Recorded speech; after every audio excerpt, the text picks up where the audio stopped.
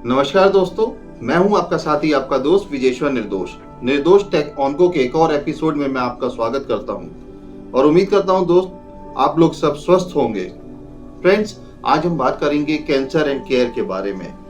अगर किसी पेशेंट को कैंसर है तो उसके रिलेटिव्स, उसके फ्रेंड्स या उसके सर्कल में जितने भी लोग हैं उसकी केयर कैसे कर सकते हैं, वो किस किस परिस्थितियों से गुजरता है, हमें क्या क्या चीज़ें ऑर्गेनाइज करनी है, हमें डॉक्टर्स की लैंग्वेज को कैसे समझना है, हमें अपने बर्डन को हल्का कैसे करना है। बहुत ही जनरल टॉपिक है, मगर बहुत सारे लोग जब कैंसर के इलाज के लिए जाते हैं तो उनके रिलेटिव्स फंस जाते हैं कि अब हम क्या करें, हमें कौन काउंसलिंग करेगा कि स्टेप बाय स्टेप हमारा पेशेंट भी ठीक हो और हमें आगे आगे बढ़ते बढ़ते हमें सारी चीज़ों के आंसर भी मिलते जाए। दोस्तों, वीडियो बहुत ही इंटरेस्टिंग होने वाला है, बहुत सारी इंफॉर्मेशन आपको मिलेगी, तो वीडियो को लास्ट तक देखिए, स्किप मत कीजिएगा। और नए हैं तो इसको सब्सक्राइब करें, शेयर करें और बेल आइकन को भी प्रेस करें। तो दोस्तों, शुरू करते हैं अपने इस वीडियो को। कई बार ऐसा होता है कि हमारे किसी अजीज को जब वो इस परिस्थिति में होता है तो हमें बिल्कुल समझ में नहीं आता कि हम क्या करें। डॉक्टर हमें ट्रीटमेंट के बारे में समझाता है, बहुत सारी चीज़ें और भी समझाई जाती हैं कि हमें ट्रीटमेंट में कैसे धीरे धीरे आगे बढ़ना है। हमें काउंसलर भी दिया जाता है, वो हमारी पूरी फैमिली की, पेशेंट की काउंसलिंग करता है कि हमें क्या क्या परिस्थितियों का सामना करना पड़ेगा या मरीज को किस तरीके का कैंसर है और वो कितना खतरनाक है, आगे चल के उसके क्या परिणाम होते हैं। जब हमारे मन में ये सारे डर बैठ जाते हैं तो बहुत सारी ऐसी चीज़ें होती जो हमारे मरीज के बेनिफिट के लिए होती है, जो हमारे माइंड से स्किप कर जाती हैं। दोस्तों, कई बार हम डर के मारे डॉक्टर से भी सही से बात नहीं कर पाते हैं, या बीमारी का डर इतना होता है कि हम डॉक्टर की सुनते हुए भी सुन नहीं पाते, क्योंकि हम डिप्रेशन में हैं, क्योंकि हमारे किसी अजीज को या हमारे किसी फ्रेंड सर्कल में एक ऐसी रिलेटिव को ऐसी भयानक बीमारी ने घेर रखा है। तो दोस्तों, बिल्कुल भी परेशान मत होइए, ये वीडियो आपको बहुत हेल्प करेगा। तो जानते हैं कि आप किस तरीके से अपने पेशेंट की केयर कर सकते हैं। ट्रीटमेंट के एक वीक के बाद पेशेंट में रिएक्शंस आना शुरू होती हैं। वो पेल्विस के केस में भी हो सकता है, हेड एंड नेक के केस में भी हो सकता है, जिनको गले का कैंसर है या जिनको ब्रेन का कैंसर है। एक हफ्ते के बाद से ट्रीटमेंट थोड़ा सा मुश्किल होने लगता है और जैसे जैसे आगे बढ़ता है ट्रीटमेंट में परेशानियां भी बढ़ती हैं। मगर दोस्तों, मैं आपको ये कहना चाहता हूँ कि ये साइड इफेक्ट्स होते हैं। जैसे ही आपका ट्रीटमेंट खत्म होगा, ये साइड इफेक्ट्स भी धीरे धीरे खत्म हो जाएंगे और आप अपनी नॉर्मल जिंदगी को जी सकते हैं। कैंसर का ट्रीटमेंट एक हफ्ते से लेकर के, एक दिन से लेकर के करीब 1.5 महीने तक चलता है। इसमें हफ्ते में 5 दिन आपको इलाज के लिए जाना पड़ता है और सैटरडे संडे को आपको आराम दिया जाता है। तो इस तरीके से इलाज हमारा एक दिन भी हो सकता है, 3 दिन, 5 दिन, 7 दिन, 10 दिन, बीमारी के अनुसार ये 1.5 महीने तक भी जा सकता है। तो लेंथी प्रोसीजर है, तो थोड़ा पेशेंस रखें, संयम रखें और इलाज को पूरा करें। साइड इफेक्ट से परेशान मत हो, क्योंकि डिफरेंट साइड के जो भी कैंसर है, प्रोस्टेट का, ब्रेस्ट का, ब्रेन का, सब में साइड इफेक्ट्स आते ही आते हैं। कई बार बहुत सीवियर भी आते हैं, मगर वो इलाज के बाद खत्म हो जाएंगे। आप उससे बिल्कुल भी परेशान ना हो, डरे ना। जैसा आपको डॉक्टर बोलता है कि ये प्रिकॉशन लेने हैं, आपको ट्रीटमेंट के साथ ये डाइट चार्ट फॉलो करना है, तो आप उसको एज इट इज वैसे करें, आपको 100% फायदा होगा और आपके साइड इफेक्ट्स भी उतने नहीं। दूसरी चीज बहुत ही सामान्य है, अपने थॉट्स को, अपने विचारों को पॉजिटिव रखें, उसको नेगेटिव साइड पे ना लेके जाएं, क्योंकि बीमारी बहुत ही खतरनाक है, इसका इलाज भी बहुत ही मुश्किल है। तो लाजमी है कि आप नेगेटिव थॉट्स में जाएं, मगर आपकी जीत यहीं पर ही है कि आप अपने विचारों को बदलें, आप अपनी बीमारी को अपने ऊपर हावी ना होने दें, ताकि जो आपके अंदर से हार्मोन रिलीज होते हैं, जो आपको स्वस्थ रखते हैं, आपकी सोच को पॉजिटिव रखते हैं, वो उस बीमारी को डिप्रेस कर दें और आप कैंसर के ऊपर अपनी एक विजय को प्राप्त कर सकें। दोस्तों, इस वीडियो में मैं आपको यही समझाना चाहता हूँ कि अपने थॉट्स को, अपने विचारों को अपनी बीमारी के ऊपर हावी कर दें, ताकि आपकी बीमारी आपके विचारों के सामने छोटी हो जाए, आप अच्छे से कैंसर का ट्रीटमेंट करा सकें और सक्सेसफुली अपने ट्रीटमेंट को आप अचीव करें और अपनी बीमारी को खत्म।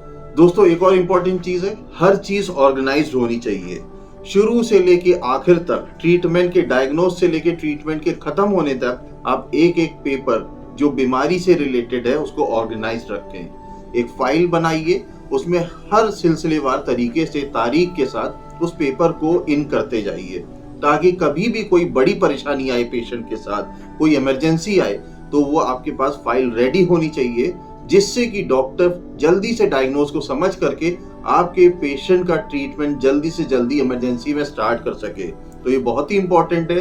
पूरी समरी, मेडिसिन रिपोर्ट, सारे वाइटल्स, सारे ब्लड टेस्ट, सारे एग्जामिनेशन आपकी उस फाइल के अंदर संगठित होने चाहिए।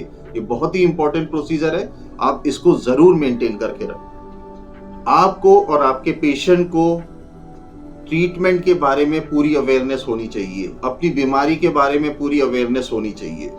अगर नहीं है तो पेशेंट डिप्रेशन में जाएगा, आप भी डिप्रेशन में जाएंगे।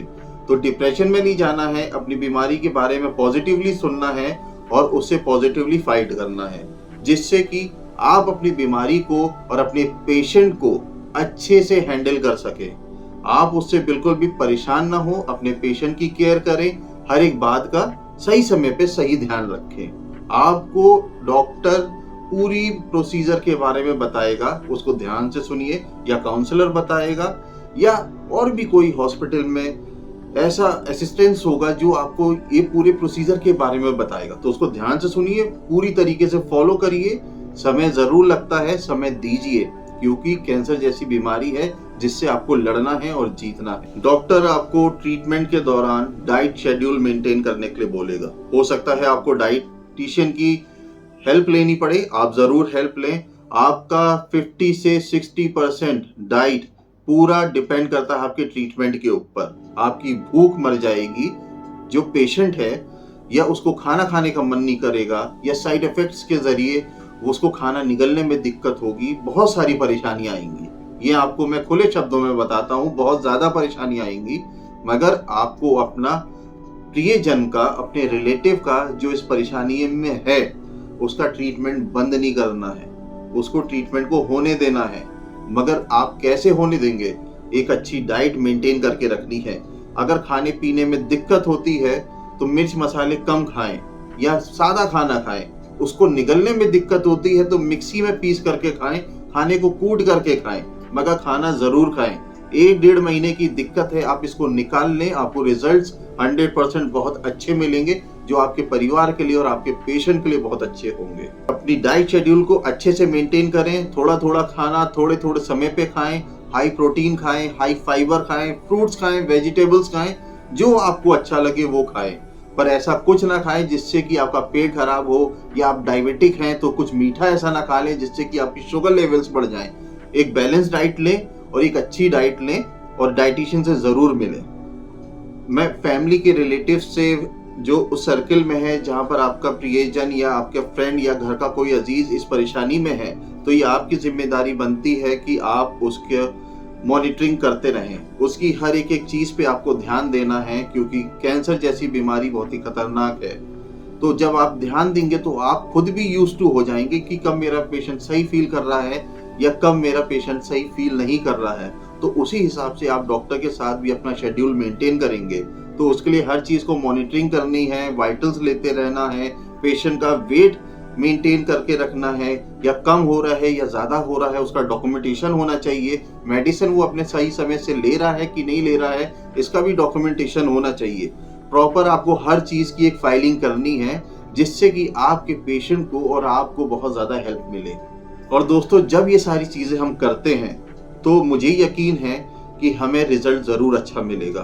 कैंसर एक अभिशाप है हमारे समाज के लिए, इसमें हम और आप जागरूक होकर के इस अभिशाप से लड़ सकते हैं। इससे हारना नहीं है, अपने विचारों को पॉजिटिव रखना है, अपनी डाइट शेड्यूल को मेंटेन रखना है, और हमें अपने डॉक्टर की सुननी है। जैसा वो एडवाइस करता है हमें कुछ अलग से नहीं करना, सिर्फ डॉक्टर के कहने के अकॉर्डिंग चलना है।